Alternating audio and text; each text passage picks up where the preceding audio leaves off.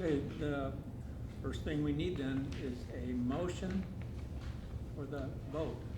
Who would be willing to make that motion?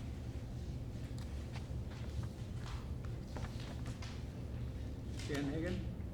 I make a motion for the membership to take a vote on a $3 per month increase in assessments for improved properties. The cutoff date to determine members in good standing will be July 31st. The vote will commence on August 10th and will end on September 21st. A meeting of the membership to reveal the outcome of the vote will take place on September 21st at 6 p.m. If approved by the membership in accordance with the governing documents, the increase will go into effect on March 1st, 2023. Thank you, Jen. Who will second that motion? I'll second. Jerry Barron makes the second.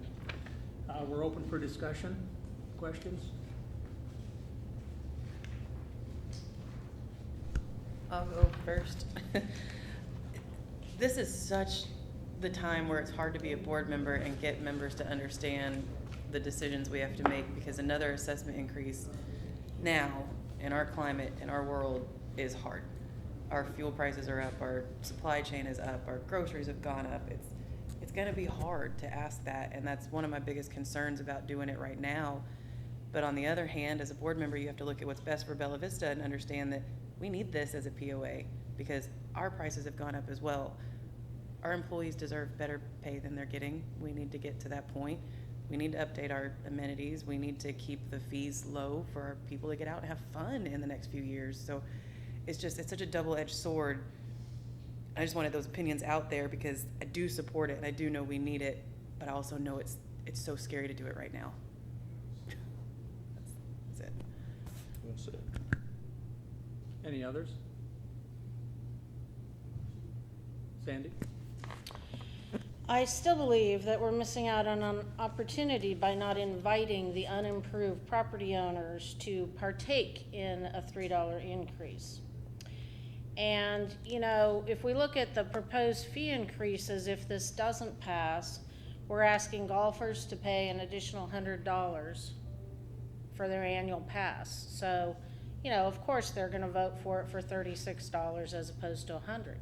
So why not put other fees in here, such as if the unimproved property owners don't vote for this and they want to buy an activity card, we'll charge them $100.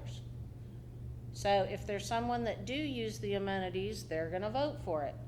Investors, what do we control that investors would be interested in? Well, how about transfer fees?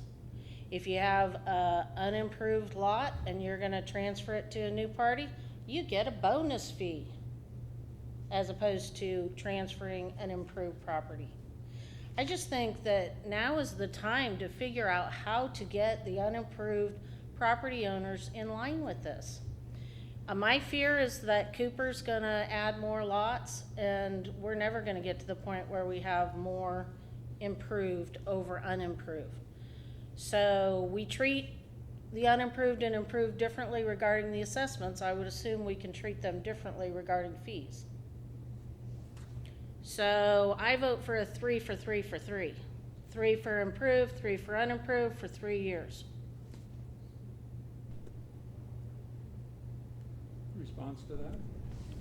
I think my biggest concern on that would be prior to my arrival here back in 14-15, they charged an additional amount for unimproved property owners for at that time it was the photo ID fees, and we saw a significant reduction in usage, significant reduction in the number of people that signed up.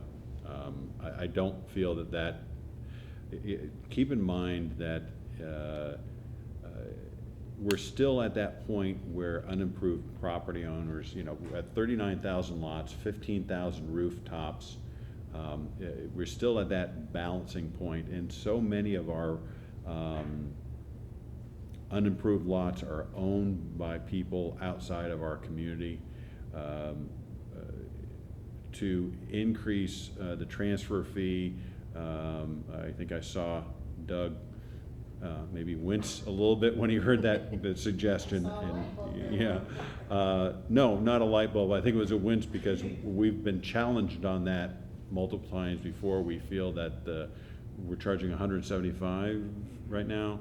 We feel that's fair and reasonable. To have a tiered system, I don't think that would be viewed as being appropriate. Maybe you can comment. I wouldn't be able to say much more than what you said, but yeah, we charge the 175, and we've had a few, I would say, letters to the Arkansas Attorney General that we've had to justify that expense a few times, and we feel like we're at the top end of, it's an administrative fee, and the process for transferring in our records takes time and energy and effort, but we've had to justify that expense a couple of times with the Arkansas Attorney General, and we feel like we're at a good spot right now for that. I would have some concern with the idea of charging more to unimproved lots. Specifically, right now, we're in a situation since 2015, 2016, where we were running we were approaching 20% of our lots delinquent. As of today, I think we are approaching 6% only delinquent, which is significantly better than industry standards. If we were to put penalties on empty lots, unimproved lots, I fear that we would kill the market that we have for taking those lots through voluntary deed in lieu of foreclosure and foreclosure actions. We would kill the market, the secondary market for that, and we would start to head in the other direction, that we would increase the non-performing lots. So that's my feeling on that proposal. I don't think it's probably even legal, but that's a matter for somebody else to figure. I know that we've been called on this numerous times on split levels. So anyway, other questions or comments? I'm actually very intrigued by the activity card being higher for unimproved, because they're already paying hundreds less than an improved property owner throughout the year in assessments. Even if it was just $10, would any of the other board members have even an interest in, instead of 30 being 40 for the unimproved? Because that's not a lot, but that is financial income for us. That is something that I think would be doable. I just thought that was intriguing. But if there's not a majority that's interested. Well, and don't forget, these fees that we're talking about would only apply if it doesn't pass. So it's incentive to get unimproved property owners to vote for it. My opinion on this is that the 2020 plan has worked, usage is up, and I just believe in the analysis of the numbers that right now the users of the amenities are improved lot owners primarily. And until we can skew the balance of Bella Vista residents to be at least even, I personally, from my history, don't think that this will pass. And I think that it's a sacrifice that we would make on an even fee schedule to chance that the unimproved won't pass something because they don't want to pay this increase. I would much rather have where we have a fighting chance of the improved and unimproved more in a balance, and continue with something that is proven to work. Whereas the history has shown that if we do increase the fees to cover for this inflation, then our usage is going to go down, and our members are enjoying the usage of the facilities. And I think that this works, and I just hate to chance us seeing the going backward on what I think has been a success model. So I feel like it's worth the risk to try to pass this with improved. And as we have a plan going forward, when we see that this bargain that we currently have at $40 is not enough to cover inflation, that we ask for everybody to pay for next time. But I'm willing to take that chance to not assess the unimproved at the time.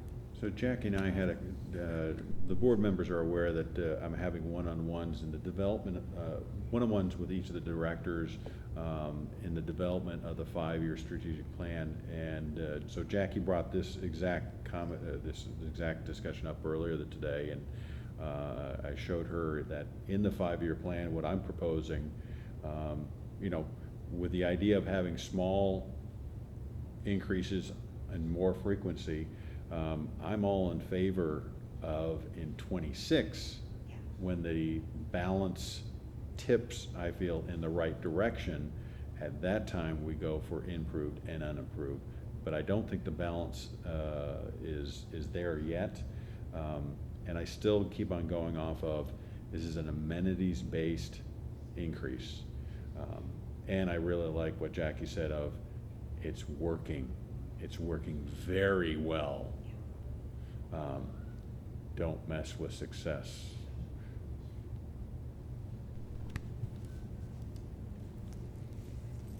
Do we know how many of the unimproved lot owners live within 50 miles of here versus beyond? And could we make an analysis based on that? I had that question, and I asked for that information. Right now, we're in the middle of the conversion to North Star, and it's taking virtually way too much time. But with the current system that we have, those numbers have proved to be very elusive, and it would be extremely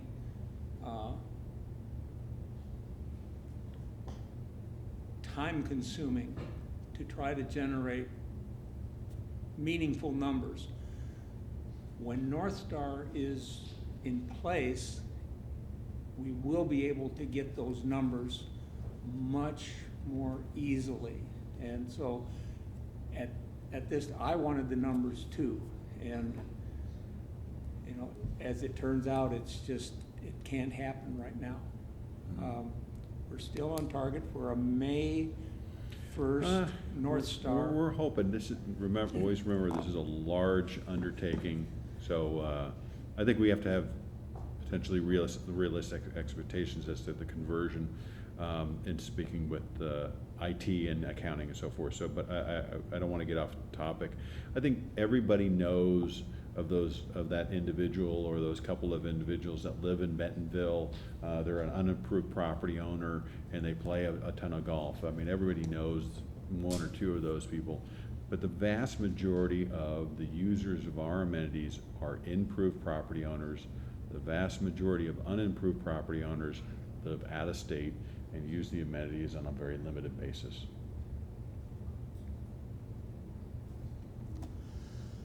So, with that being said, I believe it's time to call for a vote.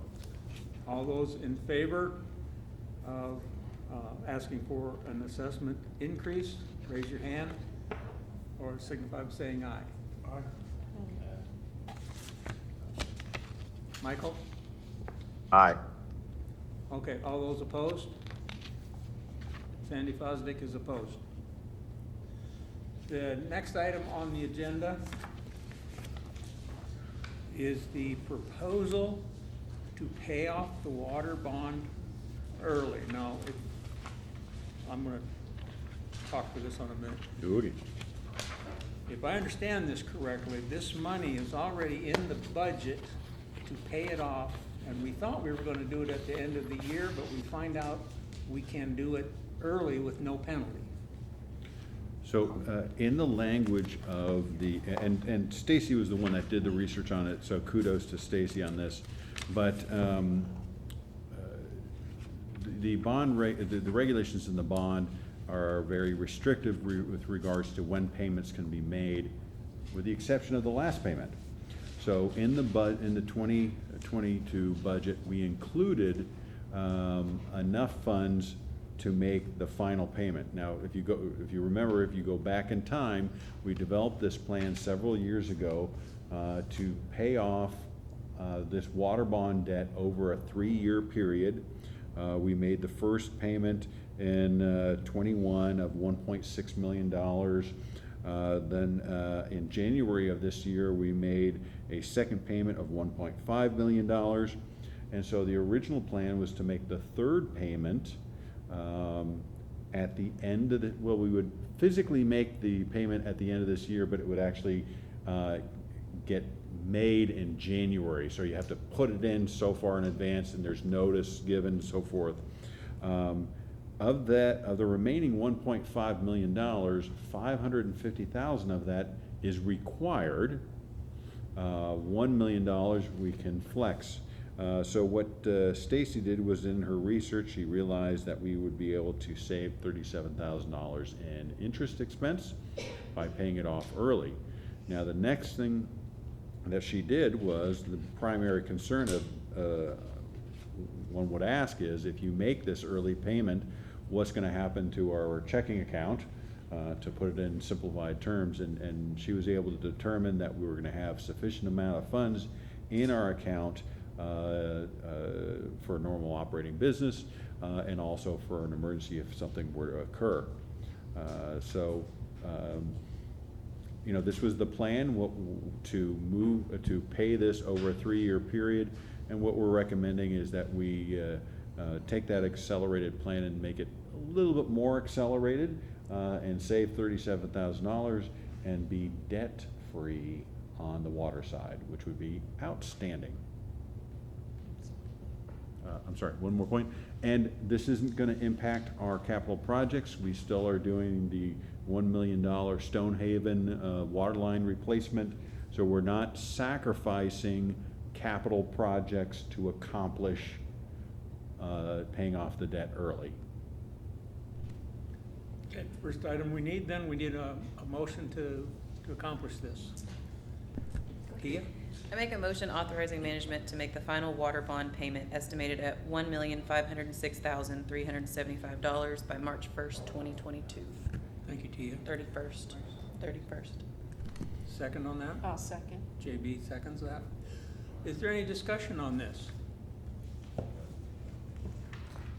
Hearing none, seeing none, call for a vote. All those in favor signify by saying aye or raise your hand. Aye. Unanimous. Thank you all. Then we come to probably the most controversial thing we'll do today. We have Jessica McCrary has accepted the challenge to be the corporate secretary. My understanding is that she is doing very well. So we need to make her officially the corporate secretary. And then, of course, we have to notify the state because they want to know all this stuff. So do we have a motion to that effect? JB? I'll make a motion naming Jessica McCrary as the new corporate secretary for the POA. Thank you. Second on that? Yeah. Jerry Barron is a second. Is there any discussion? I didn't think so. All those in favor?